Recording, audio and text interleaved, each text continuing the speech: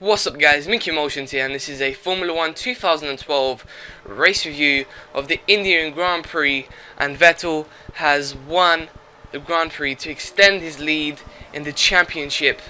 It was a very easy race for Vettel again, starting from pole and leading throughout the race without any problems. However, at the end, near to the end, I think it was in like the last 10 laps, a part of the bottom of his car, which is known as a T-tray, began dragging onto the floor, but that didn't really cost him any time, unfortunately, for Fernando Alonso, who finished in second place.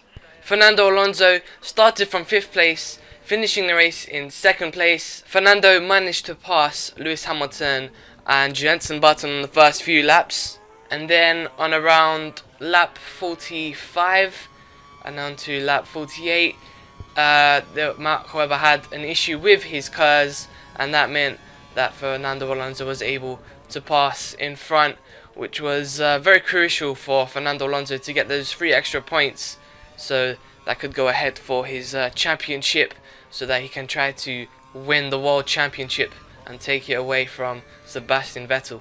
Lewis Hamilton took 4th place and Jenson Button took 5th, so both McLarens taking those positions there. And you know, they're both out of the fight for the championship, so I think they've both given up on those title hopes and just try to concentrate on next year. And I think Lewis Hamilton is definitely looking forward to next year with Mercedes, but unfortunately I think Mercedes aren't going to have a fast car next year. I think in 2014 they should have a fast car with the new engine rules, but that's for another commentary. Felipe Massa took 6th place, not losing any positions or gaining any positions, so it was a decent race for him. Could have done a little better, but seeing his performance from the last 2 races, you can't expect him to do well in every single race. So I think I expect him to do really well next year in the championship in 2013. It's going to be quite interesting to see Fernando Alonso, Felipe Massa, even the McLarens with Perez and Jenson Button. It's going to be very interesting to see all of those guys fight for the World Championship. Just behind him was Kimi Raikkonen, which was unfortunate because he couldn't get a move past. And what happened with Felipe Massa was he was actually slowed up by the McLarens, so he could not make a move, and that cost him a lot of time, and that's the reason why Kimi Raikkonen and Felipe Massa was held up throughout the race, and that's why they finished in those places. Romain Grosjean finished in 9th, and we had Bruno, Senna finishing in 10th and Nico finishing in 11th. We had some great racing going on there. There was a move that Bruno Senna took going around the outside of Nico Rosberg, and he just made the move. Very interesting to see, because Bruno Senna needs to take a place for next year in his team at Williams.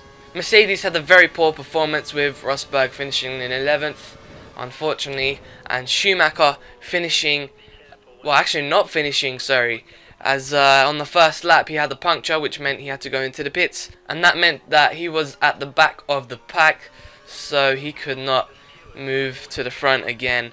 It was almost impossible for him, so he retired out of the race on the last few laps. I think that was just a little test run for Michael Schumacher and probably his team as well, because Michael Schumacher is going to retire this year anyway, so that's probably just a test run for Mercedes. It's such a shame that we have to see Schumacher finish his year like this. He's only got a few more races left, and let's just hope that Michael Schumacher can do well. Brazil is a track that Michael Schumacher always seems to do well in, so you never know, we could see Michael Schumacher do well as long as there is wet conditions, because when we see wet conditions we usually see the slower cars actually go much more faster than usual. Also, it's going to be very interesting to see Fernando Alonso and Vettel fight it out for the World Championship.